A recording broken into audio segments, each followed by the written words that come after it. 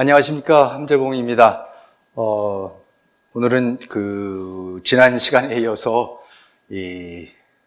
우리 안보 문제, 국제관계 문제, 외교정책 문제, 좀 이런 거를 또 역사적인 안목에서 한번 또 이어서 살펴보겠습니다. 오늘의 주제는 이제 미국과 동북아의 번영. 지난 시간에는 이제 6.25와 동북아의 지정학의 저주. 그래서 그 저주가 어떤 내용이었고, 몇백 년 동안 우리가 그 저주 속에서 얼마나 힘들게 살아왔는지에 대해서 말씀을 드렸고, 이제 오늘은 본격적으로 그 저주가 어떻게 풀리게 됐는가, 미국이 도대체 무슨 작동을 했길래 이게 풀리게 됐는가, 그리고 이제 결론 부분이야 당연히 다시 그 저주로 돌아가지 않고 어떻게 이 미국이 가져온 이 저주를 푼 이 대안이 뭔지를 우리가 정확히 이해를 하고 그걸 어떻게 유지를 해나갈 수 있는지에 대한 지혜를 우리가 좀 공유해야 될 것 같습니다. 동북아시아의 번영의 비밀부터 그냥 말씀드리겠습니다. 당연히 이 지정학의 저주를 극복을 해야 되고, 역사, 과거사 문제 우리가 극복을 해야 되고, 그렇죠? 이념 논쟁, 남북한, 중국하고 대만, 이 이념 논쟁도 우리가 극복을 해야 되겠습니다. 근데 이것을 가능하게 된 게 두 가지입니다. 하나는 미국의 군사동맹 체제, 그리고 두 번째는 실용주의 지도자들의 출현입니다. 제가 이제 말씀드리겠지만, 여기서 실용주의 지도자들은 요시다 시게루, 일본 전후 초대 총리 요시다 시게루, 박정희, 그다음에 장경국 대만 총통, 그다음에 등소평 중국의 지도자들입니다. 자, 그럼 이 사람들이 어떻게 이 군사동맹 체제를 이용해서 이 실용주의 지도자들이 동북아의 지정학 문제를 풀어나갔는가를 말씀을 드리도록 하겠습니다. 누구 보고 1945년이나 2차 대전이 끝난 직후나 1953년 한국전쟁 6.25가 끝난 직후에, 예를 들어서 서양에서 미국 사람이나 영국 사람은 누구 보고, 앞으로 50년 후에 세계에서 경제가 제일 발전할 지역이 지구에 어디가 될 것 같으냐? 라고 한번 물었으면은 아마 동북아시아라고 대답한 사람은 단 한 사람도 없었을 겁니다. 단 한 사람도 없었어요. 아프리카, 동남아시아 얼마나 많습니까? 인구도 젊고, 지하자원 많고, 미국이나 영국 이런 데서 교육받은 사람들, 지도자들 많고, 그렇죠? 케냐타, 우리 기억하는 60년대 아프리카나 이런 데에 대한 굉장히 희망이 아직 있을 때에, 반면에 이 동북아시아는요, 진짜 한반도 분단됐죠. 중국 분단됐죠. 1951년 9월 8일 날 이 샌프란시스코 조약이라는 걸 했습니다. 우리 역사에서 얼마나 잘 가르친지는 모르겠지만, 이게 명색이 2차 대전을 종식시키는 평화 조약이었어요. 그러니까 51년 9월 8일이면 뭡니까? 지금 6.25가 한참 벌어지고 있을 때 샌프란시스코에서 전 세계 49개국이 모여서 태평양 전쟁 끝났다라고 서명을 했어요. 근데 거기는 우리는 초청도 못 받았어요. 북한도 초청 못 받았고, 중국도 초청 못 받았고, 대만도 초청을 못 받았어요. 그러니까 태평양 전쟁으로 해서 일본의 제국주의 침략으로 해서 제일 큰 피해를 받던 한국하고 중국은 아예 초청 대상도 아니고 우리가 서명도 안 했어요, 거기에. 근데 그게 태평양전쟁을 끝내는 평화협정이었습니다. 얼마나 상황이 엉망진창이었다는 걸 보여주는 겁니다. 사실 정신이 없었던 거죠, 지금. 근데 이제 이거 우리가 차차 알게 되겠지만은, 미국의 입장에서는요, 한국전쟁이 일어나니까, 6.25가 일어나니까, 이거 과거사? 이거 빨리 해치워버려. 빨리 2차 대전 끝내고, 그러고 공산주의하고 싸우는 냉전으로 들어가야지 되는데 이 과거사를 빨리빨리 정리를 하자 그래서 엉망진창으로 하는 거예요, 그냥. 그러니까 우리는 가지도 뭐 초청 받아봐야 우리가 그거나 있었는지 모르겠지만 전쟁통에 아무튼 이제 그랬습니다. 그래서 사진을 보시면 이게 이제 요시다 시게루 일본 총리가 그 당시에 그 샌프란시스코에 가서 그 조약에 서명하는 장면이고요. 오른쪽에 이게 이제 제가 놓은 게 이게 나토입니다. 나토, 유럽의 나토, 노스 애틀랜틱 북대서양 조약기구. 북대서양 조약기구라는 건 뭐냐 하면은 2차 대전을 통해서 2차 대전에서 서로 싸웠던 영국하고 프랑스하고 독일, 그렇죠? 이 모든 나라, 미국, 서로 적대국이었던 이태리, 이 나라들이 어떻게 됩니까? 공동으로 안보를 서로 보장해 주겠다. 그래서 공동 안보 조약을 하는 거예요. 그러니까 우리 치면 뭐예요? 일본하고 한국하고 중국하고가 공동 안보 조약을 하는 거예요. 마찬가지입니다. 서로 죽으라고 싸웠던 사람들끼리 공동 안보 조약을 만들어낼 정도로 거기에는 뭐예요? 역사적인 문제가 화해가 되고 이념적인 문제가 자기네들끼리는 해결이 되면서 결국은 미국의 주도하에 서로의 공동의 안보를 지켜내자라고 해서 북대서양 조약기구라는 엄청난 아직도 있는 그 나토가 생겨나는 거죠. 그런데 아시아에서는 어떻게 됩니까? 나토 같은 게 나올 수 있겠습니까? 우리랑 일본이랑 안보 조약을 할 수가 있겠습니까? 그러니까 무슨 일이 벌어집니까? 이 영어를 써서 죄송한데 이 번역이 안 되더라고요, 잘. Hub and spoke 동맹 체제라는 말을 이제 전문가들이 많이 쓰는데 Hub and spoke가 딴 게 아니라 그냥 자전거 바퀴. 그러니까 hub가 뭐예요? 가운데 동그란 거죠. 요게 이제 hub. 그러니까 hub 공항 그러면 이제 모든 비행기들이 다 모여 있는 뭐 애틀랜타 공항이라든가 무슨 이런 공항들이 이제 허브 공항, 인천이 이제 동북아시아의 허브 공항이 되겠다. 이제 이런 얘기를 하는 게 모든 게 모여드리는 거죠. 그러니까 이 허브가 있고 허브에 이거 뭐죠? 이럴 그냥 살들이 이렇게 있는. 그러니까 공동 안보 체제면은 서로가 이렇게 한 덩어리를 엉켜 있거나 그러면 서로가 이제 엉켜 있는데 이 허브 앤 스포크 시스템은 미국이 중간에 있고 미국하고 한국은 안보조약이 있고 미국하고 일본은 안보조약이 있고 미국하고 호주랑 있고 미국하고 필리핀, 미국, 태국, 미국, 대만은 있는데 대만이나 한국과 일본, 일본과 호주, 필리핀 이 사람들끼리는 아무런 안보조약이 없어요. 그렇죠? 일본이 침공당한다고 우리가 어떻게 할 것도 아니고 무슨 뭐 대만이 어떻게 했는데 우리 어떻게 오히려 미국이 그걸 못하게 하려고 하죠, 사실은. 근데 그러니까는 유럽에서는 전후 정리가 잘 돼요. 그렇게 싸웠는데 전후가 딱 정리가 돼가지고는 공산권하고는 대립하는 나토가 딱 생기고 그렇게 죽어라고 싸우던 독일하고 이태리를 완전히 품으면서 그렇죠? 그러면서 독일, 프랑스, 영국, 이태리, 스페인 불같이 같이 일어나죠. 전후에 복구를 같이 하죠. 전후 복구 같이 하면서 EU라는 지금 알고 있는 EU라는 정치 공동체까지도 만들어버리지 않습니까? 거기에 비하면 동북아시아는 엉망입니다. 그러니까 아무것도 할 수 없고 그냥 미국 혼자 들어와서 미국하고 각계격파 하는 것만 어떻게 간신히 그거 받아들일 정도로 서로의 적대감, 이웃에 대한 이 적대감과 이 왼수가 됨으로써 이건 쳐다보지도 않으려고 그래요. 그러니까 이런 허브 앤 스포크 시스템이 나오게 되는 거죠. 근데 방금 말씀드린 허브 앤 스포크 이게 양날의 칼입니다. 만들어지는 게요. 우리가 정확히 성격을 보면 이런 겁니다. 미일 안보 조약이 1951년에 맺어지는데 이 샌프란시스코 조약할 때 그때 같이 맺습니다. 미국하고 일본은 동시에 샌프란시스코에서 조약을 맺는데요. 그 안보 조약까지.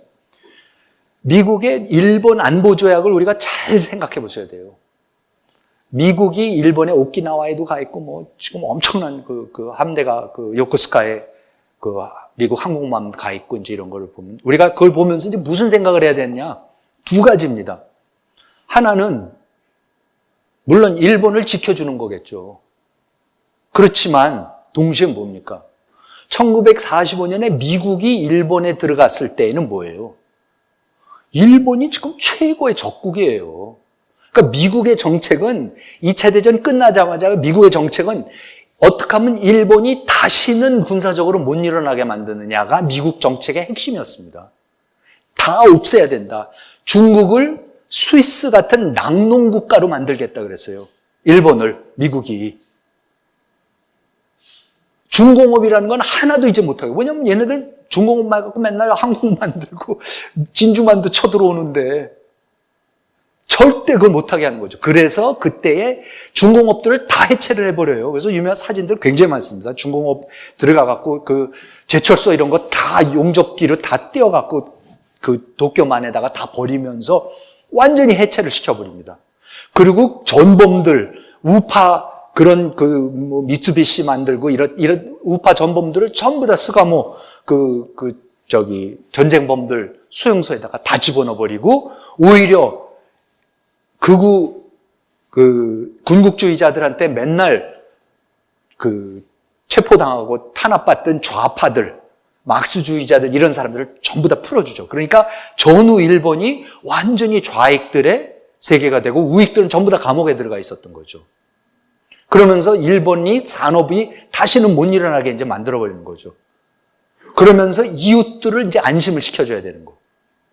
그렇지만 일본 보고 뭐예요? 야, 너희들 산업 일으킬 필요 없어. 왜? 우리가 지켜줄 테니까. 미국이 지켜주면 됐지. 너희가 뭐하러 탱커 만들고 대포 만들지 마. 이렇게 됐던 거죠. 그리고 1953년에 한미 안보조약은 뭡니까?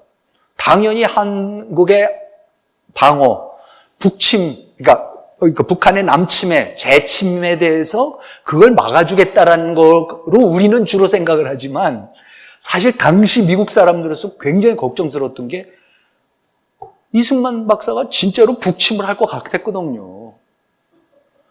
끝까지 싸우겠다 그랬거든요. 우리한테 무기 달라고 미군 가 그래 그러면 우리가 싸울 테니까 끝까지. 그러니까 이 사람 정말 큰일 나겠다 싶으니까 어떻게 하는 거예요? 무기 주고 가면 안 돼요. 그거 어떻게 돼? 무기 주고 있으면서 감시해야 돼요.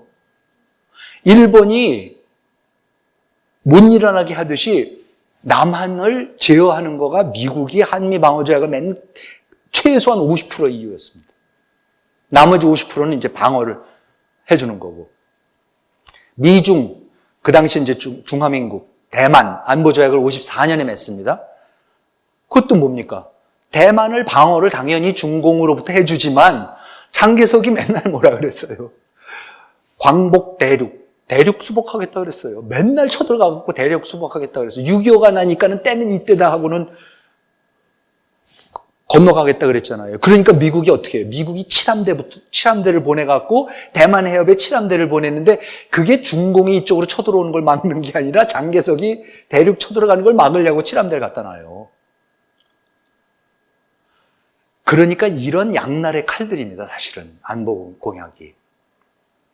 자, 그런데 이 안보 공약을 통해서 놀라운 일들이 벌어집니다. 이게 그 숫자가 너무 작아서 제가 죄송한데 지금 일본의 국방비입니다. 1955년에서 2000년까지인데 이게 1955년에 요게 이제 GDP의 몇 프로냐? 1.7%, 1.5%, 1.3% 하면서 60년대에 0.8, 0.9 하면서 어쨌든 아시죠? 일본은요. 2차 대전 이후로 국방비에 자기 GDP의 1%를 안 씁니다. 아직도 안 써요. 미국이 아주 미치는 거죠. 세계에서 세 번째로 잘 사는 나라. 얼마 전까지 세계에서 두 번째로 그것도 미국을 상대로 엄청나게 수출을 해서 미국 사람들 돈을 다 벌어들이는데 미국이 와서 지켜주는데 자기네는 국방비를 1%를 안 써요, GDP에. 왜? 그게 놀라운 겁니다. 미국이 지켜주는데 우리가 왜 돈 쓰느냐는 거예요. 일본 사람들이 요시다가 놀라운 게 뭐예요? 그래? 미국이 지켜줄 거야? 그래, 우리 중공업 뭐 그런 거 안 해. 무기 같은 거 안 만들게. 그 대신 뭐예요? 모든 돈 경제 발전에, 민간 섹터 발전에 돈 쓸게. 그래서 경제 발전이 일어나는 겁니다. 어떻게 일본같이 아시아가 다 공산화가 돼 있고 한반도가 반으로 나눠져서 호시탐탐 지금 또 공산주의가 쳐들어오려고 그러는 그 나라에서 어떻게 국방비를 GDP의 1%도 안 씁니까? 이게 뭐예요? 이게 공짜. 무임승차를, 이런 거를 무임승차라고 그러는 거예요. 이거를 프리라이딩이라고 그러는 겁니다. 이 프리라이딩이 가능하니까 일본 경제가 발전을 하죠. 일본이 모든 돈을 자기 국방에다 쏟아보면 어떻게 됩니까? 민간 경제가 발전을 못 해요. 이게 왜 가능해요? 미국하고 방위조약. 한국의 국방비요. 1960년에서부터 2009년까지인데요. 1960년에 GDP의 7.4%를 우리가 썼습니다. 그 다음에 떨어지기 시작해서 80년대에 들어서, 그러니까 60년대에 65년에 3.7. 그러니까 60년하고 65년 사이에 무슨 일이 벌어졌습니까? 군사 쿠데타가 일어났습니다. 박정희 소장이 권력을 잡아요. 근데 군인이 권력을 잡으면 뭘 합니까? 국방비를 늘려요? 국방비를 반으로 깎아요. 얼마나 놀라운 일입니까? 왜? 민간 경제가 발전해. 지금 국방에다 우리가 돈 쓸 돈이 어딨냐? 그거 국방? 야, 미국이 지켜준다며. 미국이 지켜줘. 우리는 여기다 할게. 민간에다 쓸게. 그래서 3.7%로 떨어지고 3.6, 3.4, 75년에 이제 우리가 월남전 이런 것 때문에 그나마 이제 미국을 그래도 뭔가 도우는 척을 해야 되니까 이제 월남전에는 들어가지만은 어쨌든 4.5까지 올라갔다가 1980년에 뭐예요? 11.6 나고 이럴 때에 그때 이제 우리가 한 5%까지 다시 올라가지만 지금 뭡니까? 대략 3%가 안 됩니다. 그럼 핵으로 무장을 하고 있는 북한이 바로 위에 있고, 그렇죠? 네? 그리고 중국이 저러고 있는데, 그런데 아무것도 없다고 맨날 나 살려라고 지금 이 지정학적으로 너무 어렵다는 나라가 자기 GDP에 3%를 안 써요. 이게 어떻게 이런 무임승차가 어떻게 가능합니까? 미국이 있으니까 가능하죠. 대만이요. 1955년에서 2000년까지 이제 국방비입니다. 55년에 8.24%예요. 왜? 장개석이 들어와서 대륙 수복할 거야, 나. 그래서 장개석 때는 계속해서 엄청나네. 그래서 59년에는 10%까지 올라가고 60년 들어서 10%, 8%, 7% 이러다가요. 1978년에 장경국 그 아들이 들어와요. 장경국 아들이 들어오더니 1978년에 6.2%, 79년에 5%, 80년에 6%, 84년에 4%, 88년에 4% 하더니 지금요 2%를 안 써요.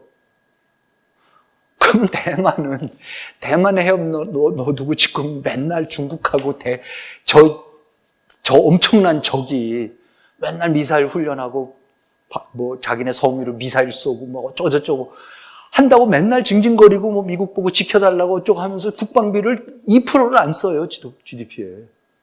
이게 무슨 일입니까? 미국 때문에 안 하는 거죠. 중국 국방비요, 1955년에서 2000년까지 보면요, 52년에 GDP의 8%를 썼습니다. 뭐 9%, 50년대. 모택동은 뭐 한국전쟁도 해야 되고 여러 가지를 해야겠지만 모택동은 이제 전 세계로 마오이즘, 자기의 모택동 중국식 혁명을 수출하겠다 그래서 뭐 베라벨 데다 다 페루 이런 데 다 수출을 하고 이러느라고 그 국제 문제에 그렇게 돈을 많이 썼었어요. 그런데 이제 핵심이 뭡니까? 등소평이 1978년부터 75년부터 권력을 잡고 78년, 9년부터 본격적으로 개혁 개방을 시작을 합니다. 그때부터 80년에 4.26%, 85년에 2.1%, 90년에 1.5%, 92년에 1.4%, 95년에 1%, 지금도 2% 안 쓴답니다. 물론 이게 절대수로는 큽니다. 워낙 경제들이 발전을 하니까. 그렇지만 비율로 있어서 절대로 안 써요. 아까도 말씀드렸는데 등소평이 이럴 수 있었던 게 뭐예요? 미국하고 적대 관계를 청산을 해버리고 소련하고 싸우는 데 있어서 중소분쟁하는 데 있어서 미국 편을 끌어들이는 거죠. 그래서 그때 중국하고 미국하고 국교 정상화하는 데 있어서 중요한 이슈 중에 하나가 미국이요, 소련의 미사일들이 어디를 향하고 있는지, 어디를 겨냥하고 있는지 그 코디네이트들을 다 찍어줘요, 중국한테. 왜냐하면 중국은 위성도 없고 아무 기술이 없어서 핵폭탄들은 갖고 있었지만은 소련이 자기네 어디 도시에 어떤 핵무기를 갖다 겨냥하고 하는지를 하나도 몰랐어요. 그거를 미국이 가서 알려줘요. 그러면서 완전히 미국하고 안보 협약을 맺는 거죠. 그리고 등소평 미국 가고 미국 사람들 뻔질나게 오고, 그러니까는 이제 더 이상 미국을 상대로 뭘 할 필요가 없어지는 거고, 소련을 상대로 하는 문제도 미국이 지켜주는 게 되는 거죠, 이제는. 그러니까는 국방비를 급격하게 줄이면서 등소평이 뭐랍니까? 개혁 개방으로 나가는 거죠. 경제 발전하자는 거죠. 자, 그러니까 모든 일은 이제 그 반대급부가 있죠. 그럼 이제 미국은 뭡니까? 미국의 국방비는 1950년에서 2015년까지 보면요, 1950년에 4.9%, 51년에 한국전쟁이 나니까 9.7%, 1952년에 13.3%. 그렇죠? 대신 싸워줘야 되는 거 아니에요, 지금. 엄청난 돈을 쏟아부어요, 미국이. 그 70년대도 7%, 60년대 8%, 9%, 7%, 80년대 5%, 85년에 6%, 5%. 뭐 최근에 들어서 조금 줄었다 그러지만은 이제 다시 또 전쟁할 때마다 이제 계속 느는 거죠. 그래서 이 오른쪽의 그래프가 이게 2016년 현재, 15년 현재네. 10년 현재인데 이게 아주 그냥 전후 지금까지 정확하게 한 번도 변한 적이 없는 게 뭐냐면요, 미국의 국방비는 그 다음 나라 2위에서 10위의 나라 거를 다 합친 것보다 훨씬 많습니다. 한 번도 그거 내려본 적이 없어요. 미국 사람들이 왜 불평하는지 아시겠습니까? 트럼프 같은 사람들이 야, 고만 무임승차하고 돈 좀 내놔라고 왜 그 난리를 치는지 이제 아시겠죠? 정말 무임승차합니다. 요시다가요, 이거 우리 한국 사람들이 꼭 알아야 되는 겁니다. 1951년 1월, 이게 이제 미국의 덜레스, 워싱턴에 있는 덜레스 공항이 이 존 포스터 덜레스 이름을 딴 건데, 이 당시에 이제 나중에 국무장관도 하지만, 요때는 이제 트루먼 대통령 특사로 일본해를 6.25 나기 직전에도 갔었다가, 1951년 1월에 일본에 가서 요시다 총리를 만납니다. 이때는 뭡니까? 지금 38선 넘어서 미군하고 유엔군이 갔다가 지금 패퇴하고 있습니다. 완전히 밀려나고 있을 때예요. 미국이 완전히 패배해서 밀리고 있을 때에 덜레스가 일본에 갑니다. 일본 가서 뭐 요구하는지 아세요? 야, 일본도 좀 어떻게, 군대 좀 어떻게 해봐라. 그러니까 여러분 생각해 보세요, 지금. 미군이 몇십만 대군을 보내서 미국의 젊은이들이 몇만 명이 지금 한국에서 죽어가고 있고, 한국 청년들은 물론이고, 그렇죠? 16개국의 이티오피아? 전혀 다른 데서도 지금 나라에서도 사람들을 젊은이들이 와서 여기서 피를 흘리고 있어요. 뭐 중국은 물론 몇십만이 죽는 거고, 북한도 물론이고. 근데 어쨌든 이게 뭐예요? 궁극적으로 봐서 물론 대한민국도 지켜야 되겠지만, 아까도 말씀드렸지만 중요한 게 뭡니까? 일본을 지켜야 되겠거든요, 지금. 일본을 지키는데 일본 사람은 한 사람도 안 건너와요. 일본 청년은 한 명도 피를 안 흘려. 부대가 하나도 안 와 있어요. 그거 생각해 보셨어요, 여러분? 이게 말이 되는 겁니까? 그러니까 미국 사람 입장에서 이게 도저히 이해가 안 되는 거예요. 야, 지금 너희 지켜주려고 지금 다 죽어가고 있는데, 그럼 너희는 그럼 한 23만만 좀 어떻게 해봐라. 그 군국주의도 있고 잘 싸우는 나라 아니냐. 몇 년 전, 5년 전만 해도 세계를 호령했었는데. 그러니까 요시다가 뭐라 그래요? 아, 못해. 왜? 지금 그거 하다가는 숨어 들어갔던 군국주의자들 다시 준동해. 그럼 뭐라 그래요? 그나저나 당신네들이 왜 그 평화헌법이라는 거 줬잖아. 평화헌법에 주면 우리 전쟁 못한대. 그래서 안 해요. 그 대신 뭐 해요? 미국 보고 그래 와서 공장 많이 짓고 기지 많이 만들어 놓고 여기서 모든 거 다 생산해. 그러니까 어떡합니까? 미국이 들어와서 지프차 만들어야죠. 탱크 만들어야죠. 비행기 만들어야죠. 그러니까 뭐예요? 그 전에 다 일본의 중공업을 해체시켜서 낙농국가로 만들겠다는 계획은 어떻게 되는 겁니까? 완전히 180도 돌아가서 이제는 다시 일본을 강한 경제로 일으켜갖고 아시아에서 공산주의를 막아내는 보루로 뭐죠? 격침할 수 없는 미국의 항공모함으로 만들겠다는 전략이 나오는 거죠. 그러니까는 완전히 이게 뒤바뀌어요. 그런데도 요시다는 근데 우리는 군대 보낼 수 없대. 너희가 그러는데. 그래서 군대를 안 보내요. 정말 놀라운 일입니다. 그러니까 일본이 재무장을 안 하는 거예요. 물론 자위대라는 걸 만들어서 하지만은 일본이 갖고 있는 국력에 비해서는 1% 미만을 지금도 쓰고 있는 거죠. 이때부터 요시다 독트린이라는 게 나오는 겁니다. 그러니까 요시다는 군비에 전혀 돈 안 쓴다. 미국에 무임승차한다. 우리는 경제에만 올인한다. 그래서 일본의 그 감옥에 갔던 우파 이 사람들을 미국이 다 내주고 또 좌파들을 냉전이 시작되니까 또 좌파들 다 잡아갖고 다 감옥에 집어넣고 그러면서 일본이 극우로 돌게 만들어서 그렇죠? 그래서 자민당이라는 게 나와갖고 그래서 이제 일본이 우파로 가면서 그런데도 군대가 안 가요. 군대로 안 가요. 극우들은 군대로 가자 그러는데 요시다는 안 가겠대요. 안보는 미국한테 맡긴다. 우리는 우리 기업인들, 그러니까 일본 기업인들도 미쓰비시 이런 사람들이 군비 만들어서 얼마나 수지를 맞았습니까? 몇십 년 동안. 그거 안 하고 이제는 그냥 민간 것만 한다라고 하면서 일본 경제를 다시 일으키기 시작합니다. 그래서 1946년에 일본 경제 성장률이 마이너스 24%입니다. 패전국이니까요. 와서 완전히 해체시키는 거예요. 도쿄에서 사람들이 수만 명이 굶어 죽었습니다, 일본이. 일본이 2차 대전 끝났을 그 순간에 일본 바깥에 흩어져 있던 일본 사람들이 식민지구 600만 명이었어요. 600만 명 중에서 살아 돌아온 사람이 200만 명이 안 돼요. 처참하게 일본 사람들도 당합니다. 원자 폭탄 맞고 어쩌고 한 거는 이런 말할 수 없고요.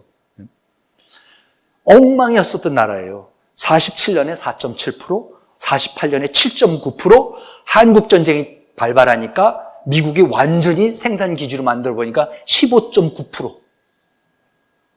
그러면서 일본은 완전히 경제 발전, 경제 기적을 일으킬 수 있는 발판을 마련합니다. 우리나라는요, 1964년에 1월 달에 김종필 씨가 공화당 의장이 일본에 건너가서 오히라랑 평화협정, 국교 정상화 회담을 한다고? 라는 소문이 나옵니다. 난리가 납니다. 전국적으로 벌떼같이 일어나가지고 모든 야당 정치인들, 학생들, 전국적인 반대 시위가 일어나죠. 여기 오른쪽에 유명한 시위 사진들 있죠. 아래쪽에는 경기고등학생들 나와서 이제 굴욕적인 국제정상화회담 반대한다라고 전국적으로. 그러니까 1964년 6월 3일 날 박정희 대통령이 어쩔 수 없이 계엄령을 선포하고 계엄령 하에서 64년 6월 22일 날 한일 국교 정상화를 합니다. 문제는 아직도 친일파 하는 거 아니에요. 그래서 그 딸 박근혜가 오죽한 그래서 그 역시 친일파의 딸은 친일파다. 이제 이런 소리 듣는 거 아니에요. 근데 이게 얼마나 놀라운 결정인지 아세요? 한일 교역량 증가를 보세요. 1965년부터 2억 2천만 달러, 그 다음에 10억, 70년에 10억, 75년에 30억, 80억, 120억, 그 다음에 이제 제가 숫자가 약해서 잘 모르겠는데 엄청난 교역량이 늘어납니다. 일본 경제하고 한국 경제가 연계가 되기 시작하니까 폭발적으로 성장하라.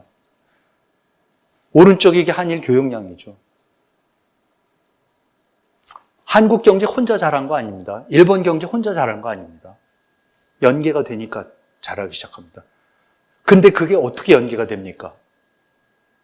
한국같이 반일주의가 극렬했던 나라에서 그게 어떻게 가능합니까? 박정희라는 사람이 와서 할 수 없다. 계엄령을 하고 수천 명을 감옥에 넣더라도 이거는 해야겠다. 아무리 미워도 독도 문제 그냥 일단 밀어버려. 나중에 어떻게 되겠지. 그것 때문에 지금 우리가 이거 못하는 건 말이 안 돼 하고 그냥 무조건 밀어붙여서 해버리는 거예요. 그러니까 그게 금방 나타나잖아요. 그 효과가. 양쪽 경제가 폭발적으로 일어나요. 중일 국교 정상화. 1978년에 등소평이 일본에 가갖고 국교 정상화를 이제 해요. 그때에 기자들이 물어봅니다. 야, 그 센카쿠, 조도, 띠아오이따오 문제 어떡할 거야? 그 대륙북 문제 어떡할 거야? 그랬더니 그때 등소평이 뭐라 그랬어요? 유명하게 그랬죠. 우리 세대는 지혜가 부족하여서 이 띠아오이따오 문제를 토론해도 의견의 일치를 볼 수 없다. 다음 세대는 우리 세대보다 총명하니 분명히 중일 양국이 모두 수용할 수 있는 방법을 찾아낼 것이다. 얘기하지 말자 지금. 해결 안 나는 거 왜 자꾸 얘기하느냐. 당장 교류하자. 교역하자. 역사 보상 문제 한 푼도 필요 없다. 배상금 그런 거 없어. 안 해요. 하나도 요구 안 합니다. 한 푼도 요구 안 합니다. 중일 교역량 증가? 엄청납니다. 양국이 그러니까 중국하고 일본이 같이 자라는 거죠. 같이 자라니까 우린 또 뭘 합니까? 92년에 한중 국교 정상화가 일어납니다. 등소평이 이때 92년에 정상화한다니까 김일성이 길길이 뛰면서 말이 되냐고. 그 바로 전해에 UN 가입, 동시 가입하는 거를 우리가 가입 신청을 하는데 중국이 거부권 행사를 안 하겠다고 그래버려가지고 북한이 그냥 깜짝 놀래갖고 급히 신청서를 내갖고 그래서 동시 가입이 일어나거든요. UN 동시 가입 이런 게 바로 전해에. 그러고 나서 등소평이 아예 그냥 양국 관계 정상화를 하자 그래요. 그래서 김일성이가 말도 안 된다고 무슨 소리를 하냐고. 우리도 좀 준비하게. 그래서 양상곤 그때 국가 주석이죠. 그러니까 등소평이 한 번도 자기가 최고직은 차지를 않죠. 딴 사람 앞에 내는 양상곤을 국가 주석을 갖다가 김일성이한테 보내가지고 김일성 야 근데 이거 해야 되겠다 했더니 김일성이가 거기다 대고 1년만 달라 1년만 준비할 수 있는 기회 1년만 달라 밀어달라고 안 된다고 그래서 그냥 국교 정상화 해버리는 겁니다. 중국의 개혁개방 정책의 맨 마지막 단계 마지막이 한중 국교 정상화예요. 등소평이 이것까지 하고 물러납니다. 이것까지만 하면 다 풀리는 거예요. 그래서 한중 국교의 교역량에 대해서는 더 이상 말씀드릴 필요가 없죠. 중국 없었으면 지난 50년 중국 없었으면 우리 어떡합니까? 일본도 그렇고 다 그렇지만 92년에요. 양안관계라는 게 대만 중국 그렇죠? 중화인민공화국하고 중화민국하고 양안 그걸 서로가 나라라고 못 부르니까 그 해안 양안 관계라고 아예 공식적으로 그렇게 불러요. 중국하고 대만에서는. 그래서 양안 관계를 정상화를 92년에 합니다. 이때는 뭐냐면요. 장경국 총통이 대만 장개석 아들이 아까 그 경제발전으로 군비 확 줄인 사람이 역시 실용주의자가 뭐라 그러냐면 지금 92년이 되면은 49년에 국공내전에서 패퇴하면서 우리가 대만으로 건너왔는데 그 그때 건너온 수십만 국민당군이 있는데 그 사람들이 전부 다 어디예요? 대륙 출신들이에요. 그러니까 이 사람들이 고향을 못 가보는데 다 늙어가 지금. 그러니까 늙어서 죽기 전에 고향회를 좀 가볼 수 있게 해주자라고 장개석이 먼저 말문을 열어요. 그때 등서평이 그거 좋은 아이디어다 라고 해서 그걸 받아줘요. 그래서 그때부터 양안관계위원회를 만들어가지고 완전히 따로 별도 기구를 만들어서 그때부터 마음대로 건너가기 시작을 하는 거죠. 지금 현재 대만이요. 7만 개 기업이 5년 전에 제가 봤을 때 7만 개 기업이 대만 기업이 중국 투자하고 있습니다. 그렇죠? 완전히 맨날 으르렁대는 것 같은데 뭐 완전히 엮어져 있는 거죠. 같은 나라죠, 경제적으로. 그게 지정학적으로 봐서는 딴 나라인데 경제학적으로 완전히 같은 나라죠. 우리랑 일본, 우리랑 중국 이게 딴 나라입니까? 우리랑 대만이 같은 나라죠. 경제적으로 봐서 점점 이제는 저것도 관세도 안 물려고 그러고 점점 그런 거 없애버리고 뭐 비자 없이 마음대로 돌아다니고 유학 마음대로 가고 거주 땅 마음대로 사고 아파트 마음대로 사고 너무 많이 사서 요새 걱정이지만은 그러면 같은 나라 아닙니까? 그러니까 이렇게 가는 거. 그러니까는 양안 관계가 폭발적으로 자라죠. 대만 올라가고 지금 중국 다 같이 올라가는 거죠. 이렇게 해서 동북아시아의 공급망, 서플라이 체인이라는 이 전문 용어, 경제학의 전문 용어지만 굉장히 중요한 용어 여러분들 꼭 아셔야 되는 겁니다. 서플라이 체인이 뭐냐? 이게 아이폰 6, 그러니까 지금은 아이폰 11인가 뭐 12인가 뭐 벌써 한참 된 5, 6년 전 건데 제가 이거를 찾을 수 있는 게 이것밖에 없었는데요. 아이폰이 어떻게 만들어지냐? 아이폰은 애플사, 쿠퍼티노 미국에 있는 회사입니다.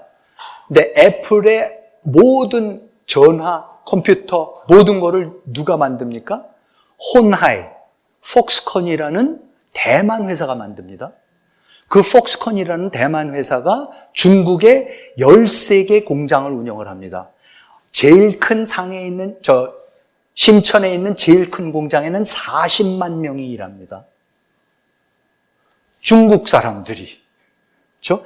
대만 회사가 들어가서 미국 회사의 OEM을 받아서 중국 노동자들을 고용을 해서 아이폰과 애플의 모든 제품을 다 만드는데 그 중에서 저장, 스토리지는 일본 어디가 만들고 카메라는 소니가 만들고 뭐는 삼성이 만들고 뭐는 LG가 만들고 무슨 히토류는 미국에서 가져오고 그렇죠? 퀄컴 뭐 어떤 거는 퀄컴 미국 거가 하고 아이폰을 하나 만들어서 팔 때마다 어떻게 됩니까? 누가 돈을 법니까? 다 벌어요. 한국이 제일 많이 벌죠, 사실. 삼성같이 꼭 먹고 알 먹고 삼성이 제일 좋죠.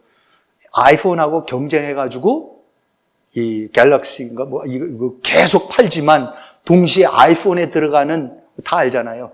핵심 부품들 거기에 또 그 올레드 이 표면 이렇게 그 제일 밝다는 올레드 그거는 또 LG가 되고 그렇죠? 그러니까 경쟁할 땐 경쟁하고 또 부품은 또 부품들을 다 갖다 대고.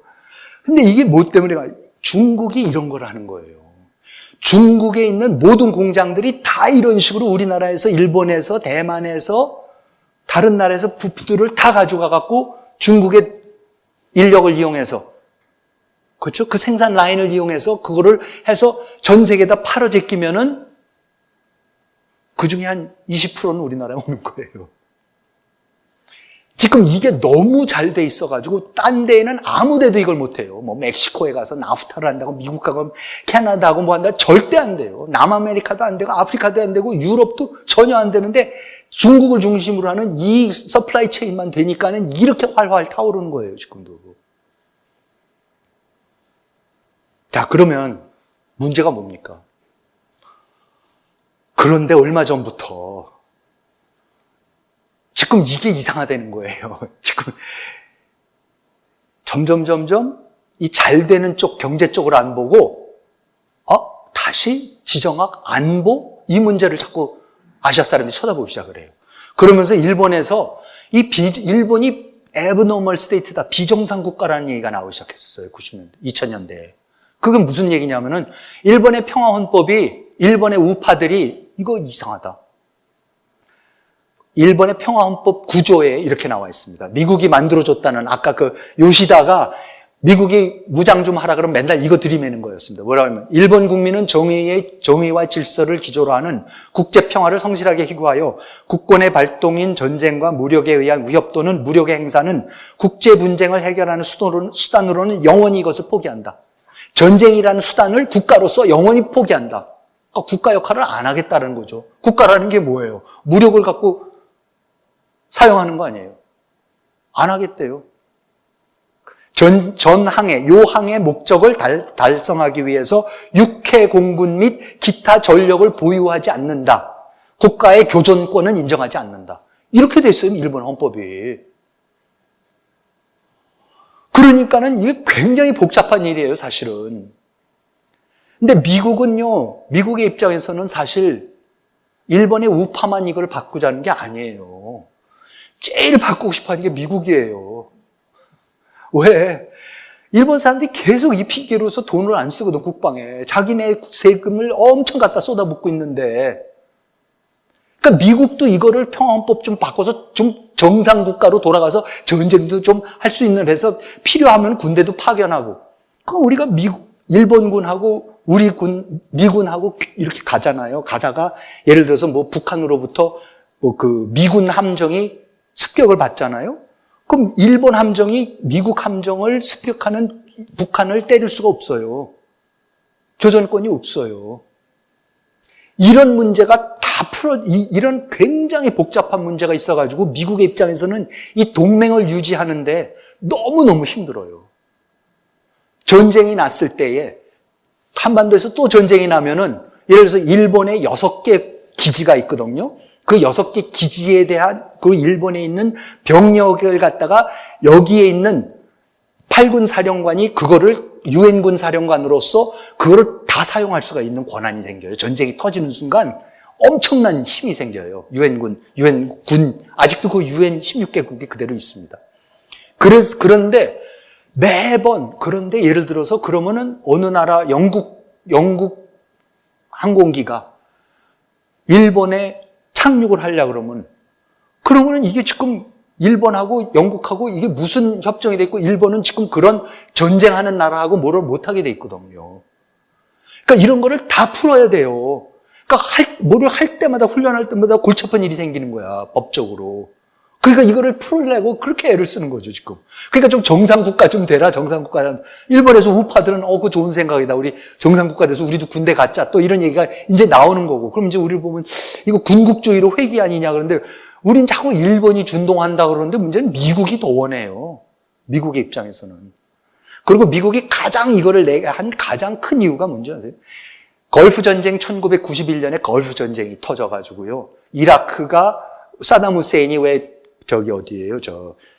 사우디아라비아하고 쿠웨이트 침공하고 그랬지 않습니까? 그래서 이제 부시 아버지가 대륙의 데저트 스톰, 대륙의 폭풍 작전을 해가지고는 들어가서 이제 괴멸을 시켜버리고 나서는 하는 그런 엄청난 전쟁을 그때 했었는데 그때에 그 전쟁이 일어나는 게 뭐예요? 전 세계 산업국들의 석유하고 내추럴 가스를 갖다가 이거를 거기서 다 나오는데 쿠웨이트하고 싸다.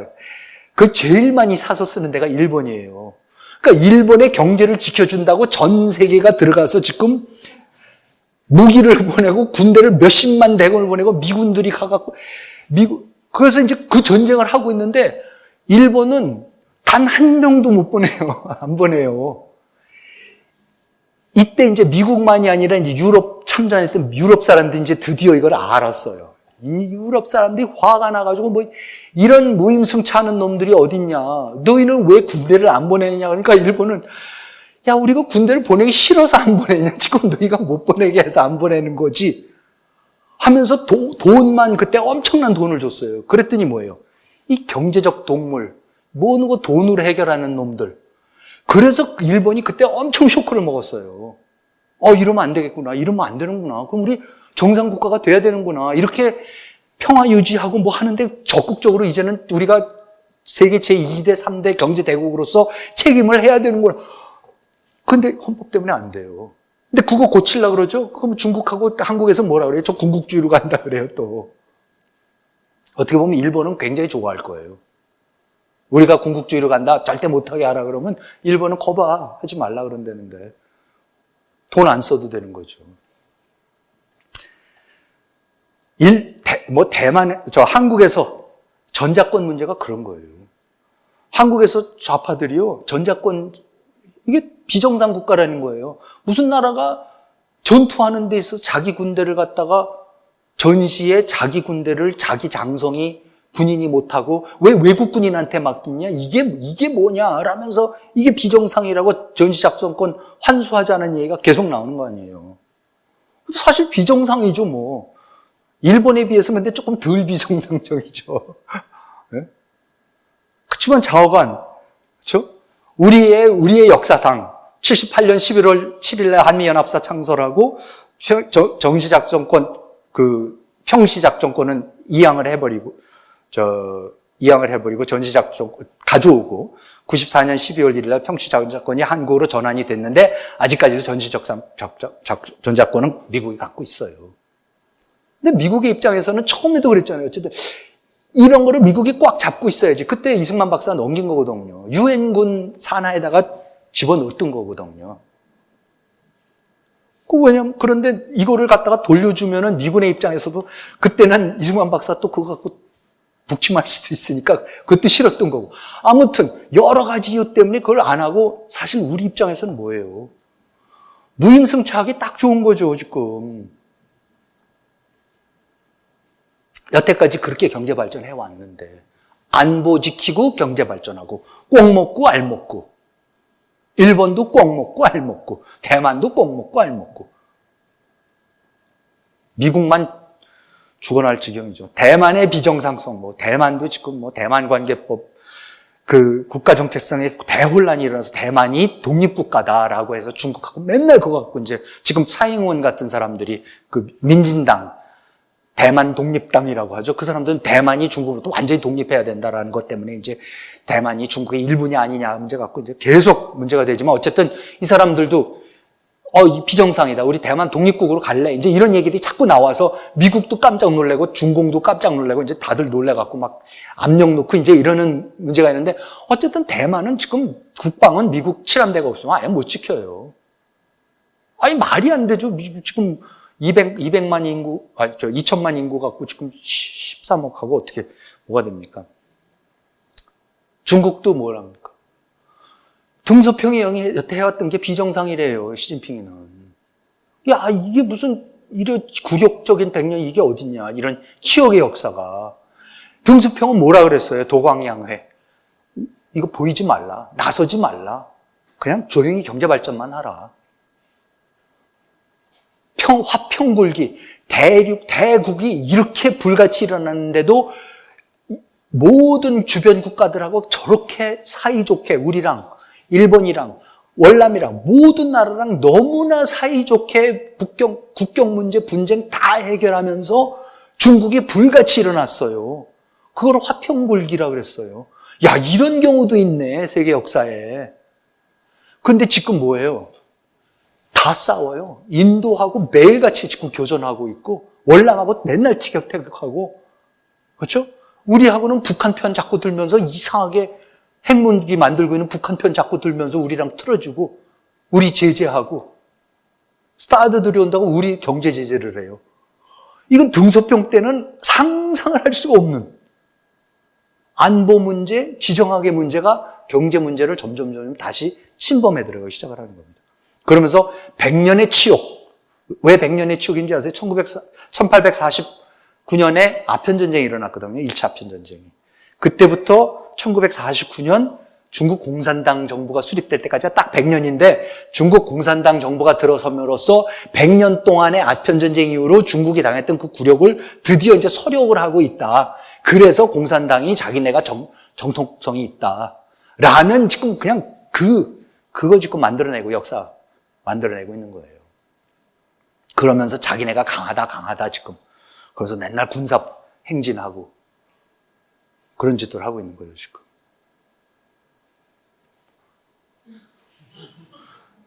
미국의 비정상성. 아까 말씀드렸죠. 트럼프가 야, 이게 말이 되냐. 어떻게 미국만 이렇게 돈 쓰고 있느냐. 완전히 무임승차네. 갑자기 그러니까 뭐 얼마 내라죠? 5조? 올리라 그랬잖아요. 우리 방위분담금 내라 그러지 않습니까? 근데 아까 말씀드렸죠. 이 도표예요. 나머지 10개 국가의 국방비를 다 합쳐도 미국 국방비가 안 돼요. 그런데 굉장히 우리가 조심해야 되는 게 이겁니다. 미국이요. 트럼프만이 그런 게 아닙니다. 미국의 정상성, 비정상성 논란은 굉장히 역사가 깁니다. 미국의 비정상성이 뭔지 아세요? 1947년에 해리 트루만이 이런 얘기를 합니다.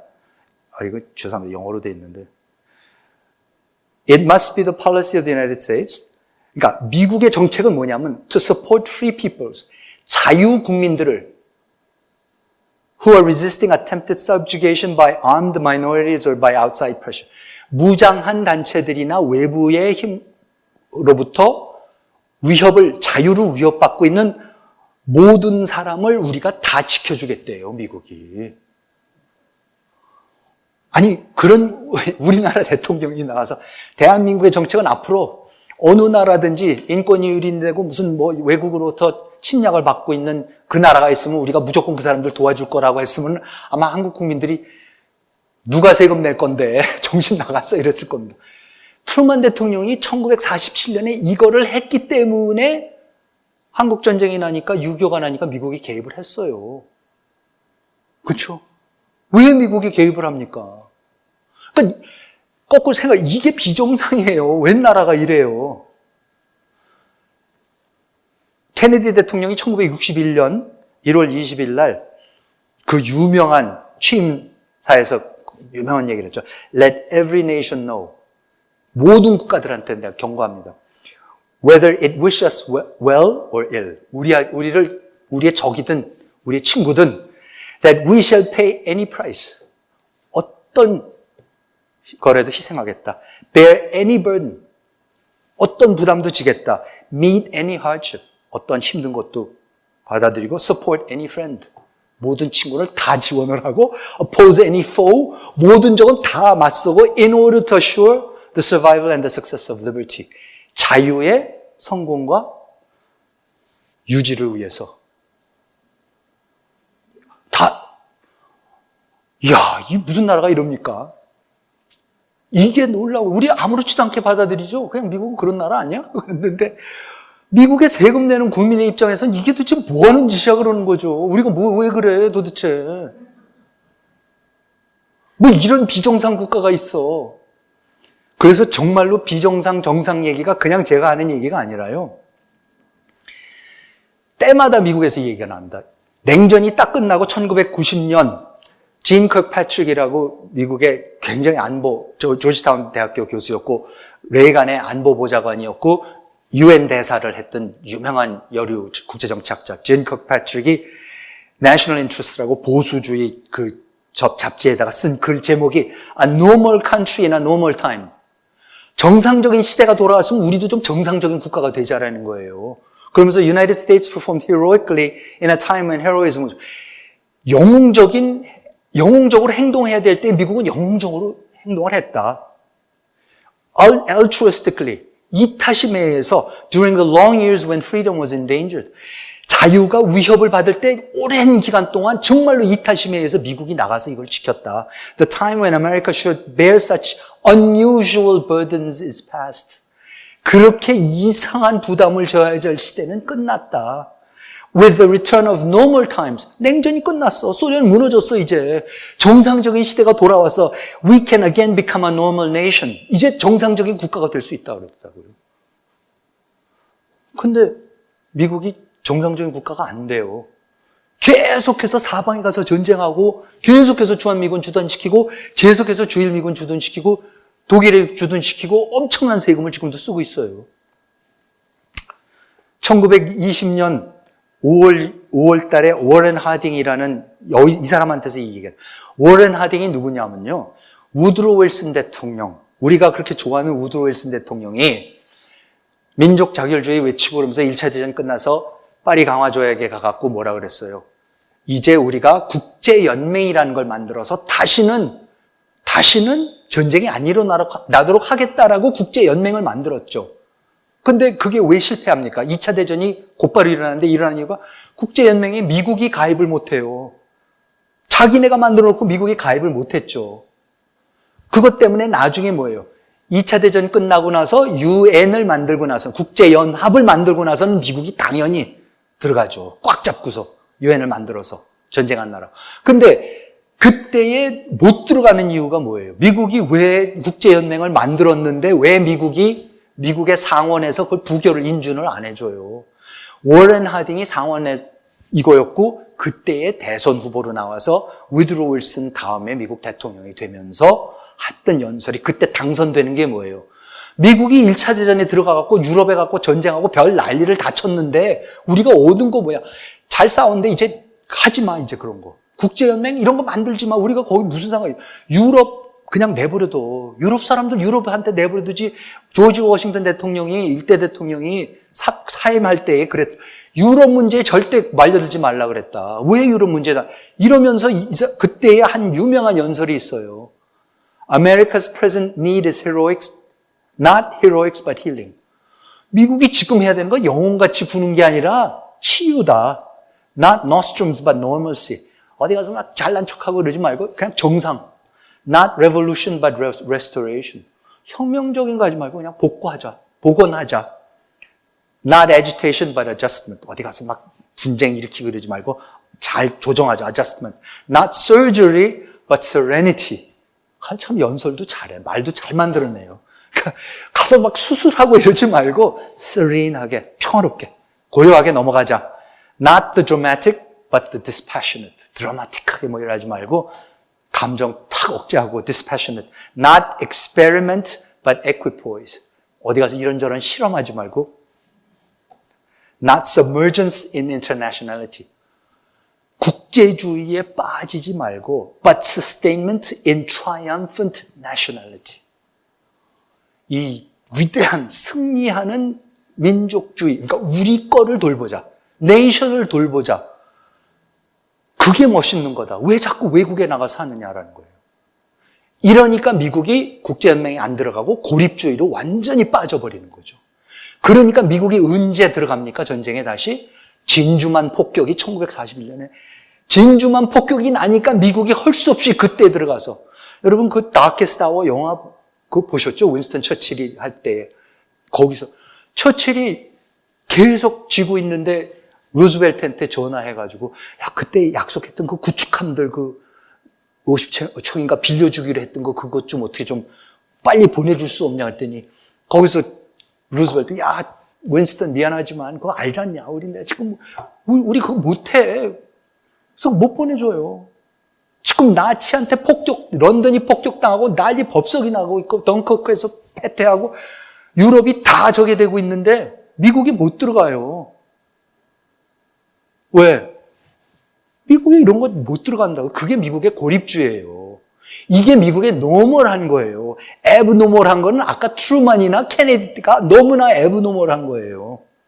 우리는요, 어쩌면 이렇게 운이 좋은지 그런 애브노멀한 사람들이 미국 역사를 완전히 뒤집어 놔가지고 전 세계를 다 휘짓고 다니면서 사방에다가 미군 기지 만들어 놓고 자유를 지켜주겠다고 자기네가 국방비 다 부담하면서 하는 나라가 그게 지난 50년 동안 있어주니까는 우리가 이렇게 무임승차하면서 잘 살 수가 있게 된 겁니다.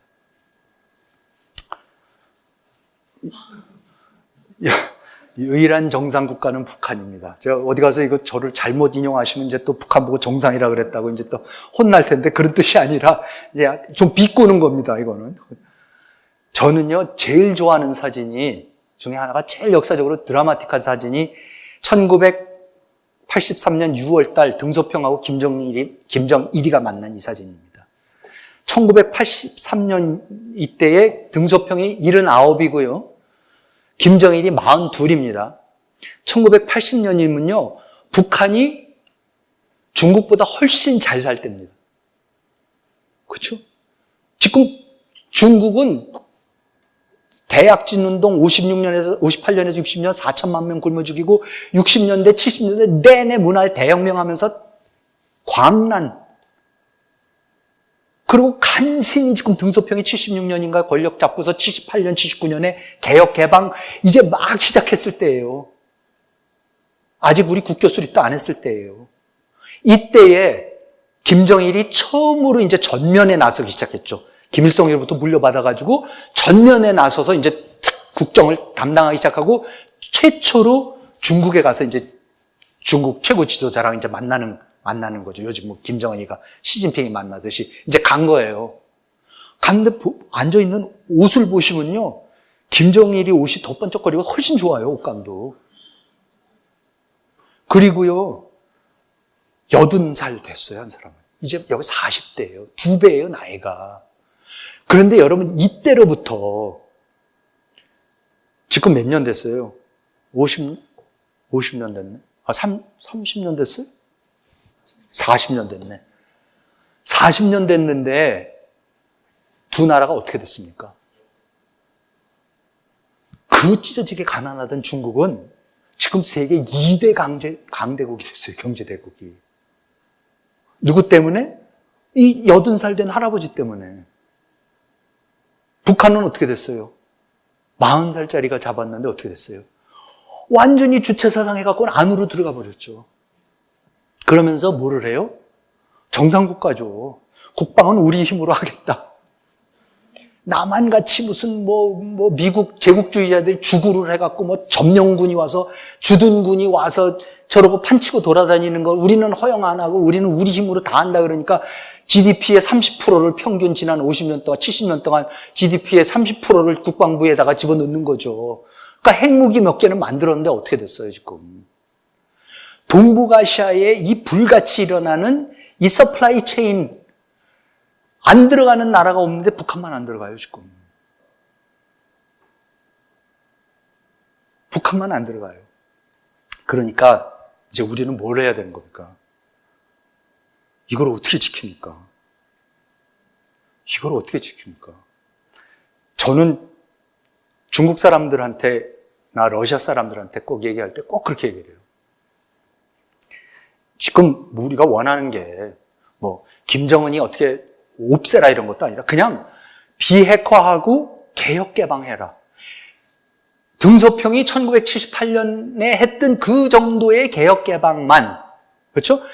월남이 80년대부터 시작했던 노이모이라고 시작했던 그 정도의 개혁 개방만, 무슨 공산당 보고 권력을 다 내놓으라는 것도 아니고 그 정도만 해라. 그거 하는 거지 무슨 지금 뭐를 정권 교체하라 이런 얘기 안 한다. 그런데 그렇게 되면 뭐가 되느냐? 중국이 저렇게 활활 타오르는데 중국에서 유일하게 경제 발전 못하는 지역이 있습니다. 어딘지 아세요? 동북 삼성이에요. 흑룡강, 길림성, 요령성. 만주. 왜 만주가 개발이 안 됩니까? 전에 아까 말씀드렸죠? 그 지도에 보시면은 만주가 이 지도밖에 없네. 죄송합니다. 큰 지도가 없어졌는데 이 지도만 갖고 그냥 말씀드릴게요. 여기를 보시면은 만주가요. 연해주 때문에 아까도 말씀드린 대로 연해주를 러시아가 차지하니까 지금 중국은 태평양으로 못 나가요. 태평양 연안에 중국은 항구가 없어요. 그 큰 나라가. 그러면 동북 삼성에서 일어나는 그 만주, 따칭 유전도 있고 제일 큰 유전도 있고 그 엄청난 일본 일제 때부터 대공업지대로 만들었던 그 삼성에서 나오는 모든 게 어디로 가요? 대련으로밖에 못 가요. 요동반도로. 대련으로 해서 서해로 해서 이렇게 빠져나가야 돼요. 무역을 하는데. 그리고 남쪽으로는 뭐가 있어요? 남쪽으로는 북한이니까는 경제적으로 완전히 막혀 있죠. 러시아의 연해주는요, 연해주 특별국을 따로 만들어서, 푸틴이 만들어서 거기서 무슨 뭐도 했죠? 얼마 전에 G20. 하여튼 별의별 거 다 하면서 살려보려고 그러는데 계속 문제가 뭐예요? 계속 인구가 줄어요, 거기는. 아무것도 안 돼요. 왜? 완전히 고립이 돼 있거든요. 남쪽, 두만강, 북한, 경제적으로 아무 의미 없어요. 생각을 해보세요.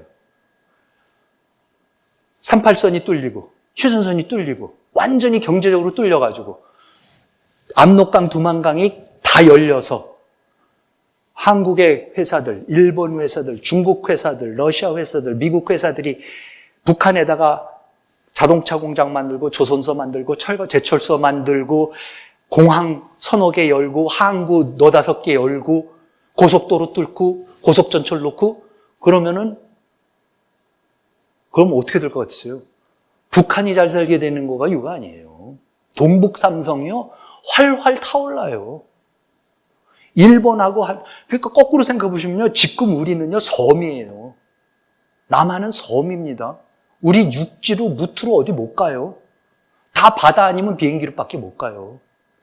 그런데도 이렇게 활활 타올라요. 그런데 이게 길이 다 뚫려가지고, 고속철도하고 고속도로하고, 그리고 이 모든 공항을 통해가지고, 하루에 상해 이런데 우리 몇백 편씩 왔다 갔다 하잖아요. 이런 게 뚫리기 시작하면요, 동북아시아는요, 아직 그 잠재력의 10%도 발휘 못했습니다. 정말 놀라운 발전이 일어난 겁니다. 이렇게 우리가 설득을 해나가야 돼요. 그러는데 자꾸 지금 거꾸로 가요. 시진핑이 거꾸로 가고 있고, 김정은이가 거꾸로, 김정은이야 그것밖에 없으니까 그렇게 간다 하더라도 자꾸 거기에 올라타요. 러시아도 자꾸 거기에 올라타요. 딴 거 갖고 안 되니까 그런 거 가지고 지정학적인 뭔가 이렇게 영향력. 러시아 완전히 사라졌었어요. 그러다가 북한 핵 문제가 나오니까 갑자기 러시아가 나오잖아요. 중국이 북한을 완전히 무시했었어요, 시진핑이. 그러다가 핵 문제를 들고 나오니까, 그리고 미국하고 관계가 이상해지고 남중국해 차지하려고 쪼쪼쪼고 그러니까는 갑자기 북한이 지정학적으로 중요한, 전략적으로 중요해지니까 북한이 올라가기 시작하는 거죠. 그러니까 우리가 어떻게 해서든지 이걸 지금 막아야 돼요. 그러니까 미국이 먼저 만들었던 그 안보 체제를 바탕으로 해서, 그거를 바탕으로 해서 기가 막힌 실용주의자들인 요시다, 박정희, 장경국, 등소평 같은 사람들이 나와서 그걸 10분 이용해갖고 온갖 민족주의, 구원, 과거사 문제, 이념적인 문제 이거 다 뛰어넘으면서 다 필요 없다. 영토 문제 나중에 해결해. 다음 세대 보고 하라 그래. 우리 무역하자. 라고 다 터버립니다.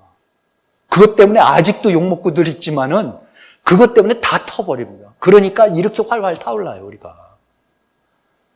이 저주를 풀었던 이 요술 방맹이 같은 건데요. 이거가 뭔지 우리가 정확히 알고 이거 잃어버리면 안 됩니다.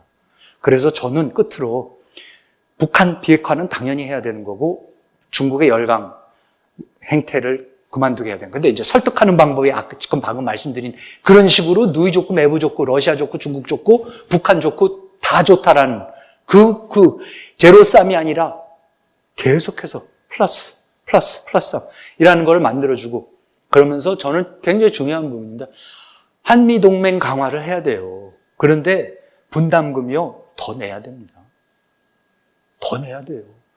아니, 보수는요, 여기 다 보수는 아니시겠지만, 예를 들어서 보수라면은, 한미동맹을 지지하면 보수일 텐데, 그럼 보수라면은요, 보수는 국방은 자기 힘으로 하자는 게 보통 보수예요.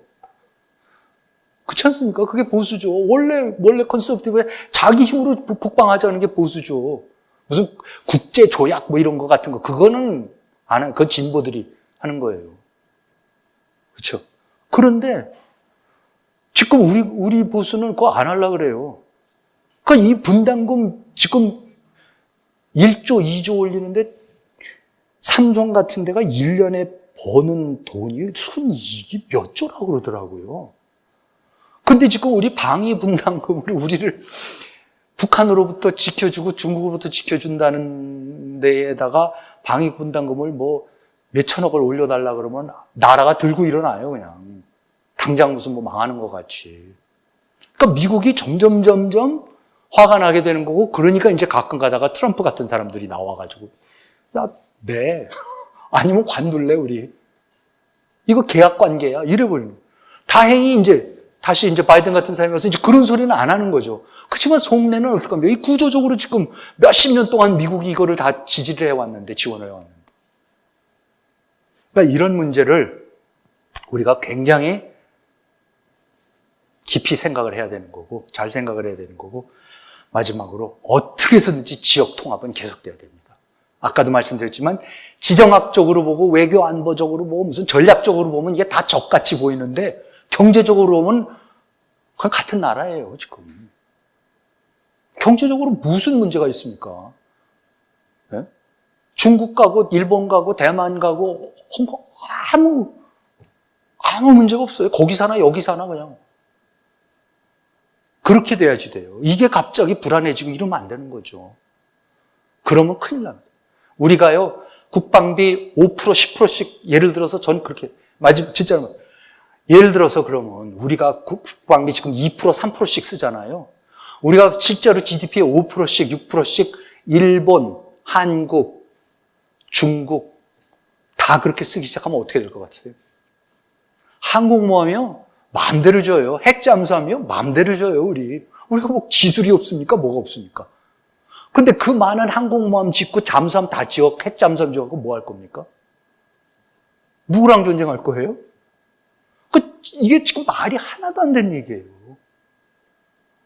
그러니까는 저는 그런 거 하지 말고 방위분담금 좀 조금 더 미국한테 주고서 야, 미국 가지 말라 그러고 있고 잘 설득해서 일본도 설득해서 좀 더 많이 주라 그러고 독일도 더 많이 주라 그러고 뭐 어쨌든 이러면서 이 시스템을 언제까지 중국하고 북한이 적대적인 그 모든 거를 그만둘 때까지 그러고 나면 이제 다 필요 없는 거죠. 아무것도 필요 없어지는 거죠.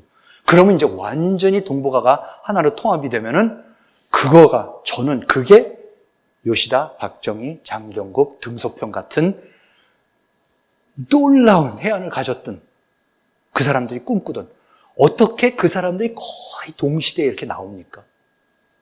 이 동북아시아의 그 운이 얼마나 좋습니까? 거기에 아까 말씀드린 트루만하고 케네디나 이런 사람들이 또 뭐 레이간 이런 사람들이 또 버티고 있어서 돕겠다 그러는 거에다가 그러니까 근데 어떻게 이렇게 기가 막힌 요게 언제까지 갈 겁니까?